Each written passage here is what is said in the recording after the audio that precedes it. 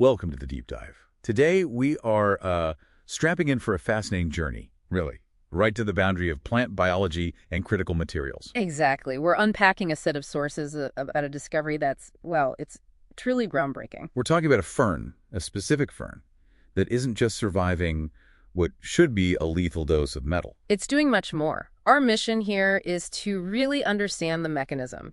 The fern is actually building, its own high-purity mineral structures right inside its own leaves. Okay, let's start with the basics then. These plants are part of a very exclusive club, right? The hyperaccumulators. A very specialized club, yeah.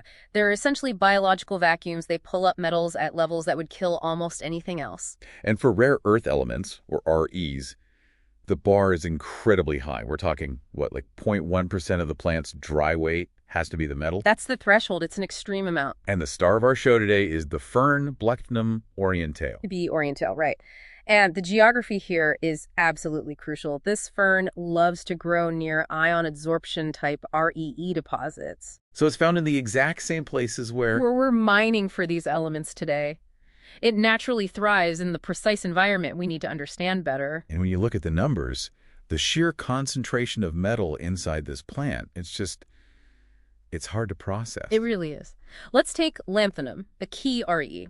Inside the fern's pinna, that's the leaflets, the concentration was, on average, over 600 milligrams per kilogram. Whoa, okay, 600. Over 600. And to put that into perspective for you, the listener, that level of accumulation basically turns the plant's leaves into a biological ore. A biological ore. Yeah.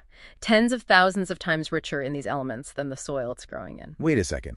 In the leaves, not the roots. In the leaves. But that feels, that's completely counterintuitive. Why would you move a poison from the roots up into the most active part of the plant?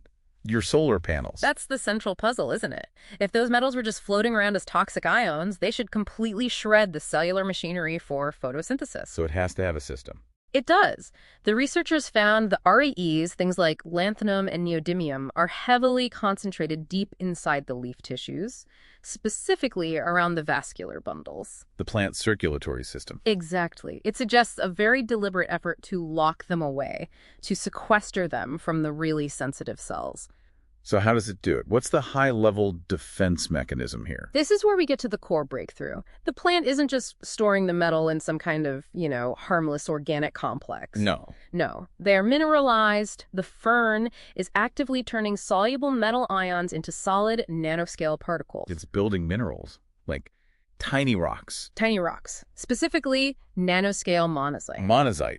That's something you'd expect to find deep in a geological deposit, not inside a living cell. I know, it sounds like science fiction. They identified it as nanoscale monazite-La. It's a known REE phosphate mineral, and they found these tiny solid particles right inside the vascular bundles. So this isn't just filtering. This is biological manufacturing. You could even call it bioengineering, yeah. But building a mineral has to be incredibly energy intensive, isn't it? What's the evolutionary trade-off for the plant? It is intensive, but the trade-off is simple. Survival.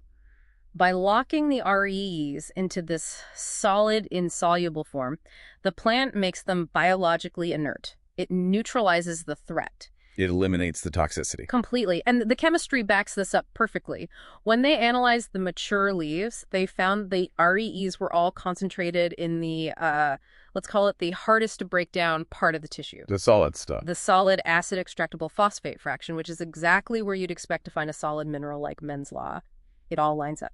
So let's just sum this up. We've got a biological system, a fern, that is essentially farming his own specialized mineral at the nanoscale. That's a great way to put it. This completely changes the conversation around what we call agromining. Using plants to harvest resources. Right. Think about it. Making monazite chemically is complex, it's messy, it requires a ton of energy and acid. This fern does the hardest part for us. The crystallization. It does the crystallization, and it produces this dense, high-purity concentrate. Which I think leaves a really important question for you, the listener, to think about.